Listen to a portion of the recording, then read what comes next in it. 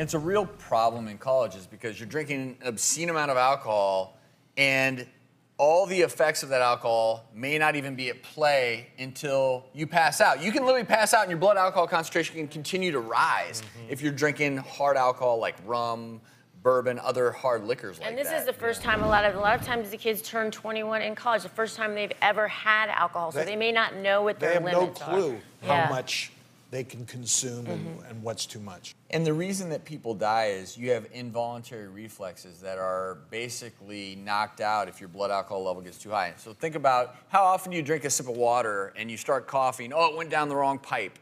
Well, if your blood alcohol level goes beyond a certain point, that gag reflex no longer works, and so you can asphyxiate in your sleep and die.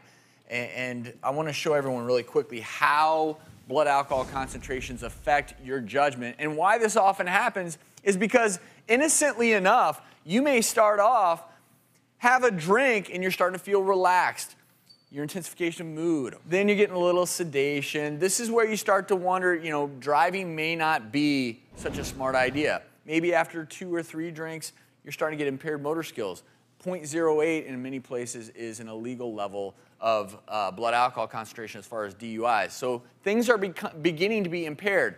Not really dangerous yet, but this is, I want everyone to focus on this. Significantly impaired judgment.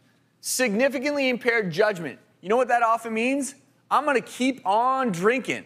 This liquor, it's not touching me. Often happens in college kids.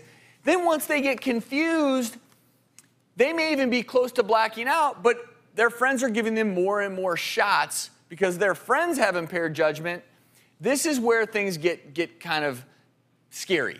Between 0.3 and 0.4, for most people who are naive to alcohol, you can start to lose consciousness. And then beyond 0.4, again, if you're alcohol naive, you can go unconscious. That's how you die. Now, what's crazy is I have seen full-blown alcoholics walking around the ER with levels of 0.4 plus because they're so used to having that much in their system.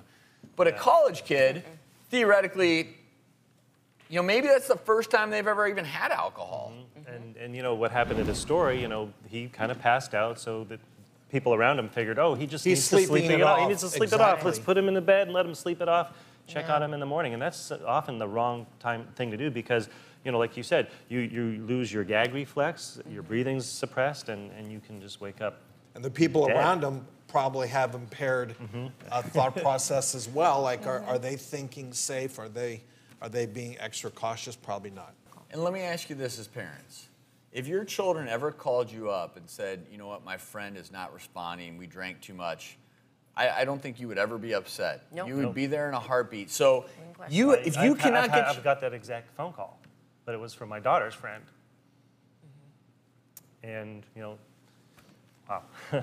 But yeah, I'm very thankful that my daughter's friends were around her to say, hey, but you need to Did they call prepare. 911? No, she was just on the verge of the passing out aspect. By the time I got there, she was out, and you know, I was able to check her and kind of help her ride through it. But yeah, experiences with alcohol, and as long as they know, you call them. There'll be no questions asked. As long as they're safe. Yes, and I told her. Even on that day, when she goes to the graduation party, I said, you know, if you need to call me, no questions asked, you call me. And luckily, the phone call came. And most colleges have a healthcare facility because if you cannot get your friend to respond to you, they need to be in the emergency department where they can be closely watched, be given IV fluids if necessary, and more importantly, sometimes you need a breathing tube to get you through the night. Otherwise, you will not wake up the next morning.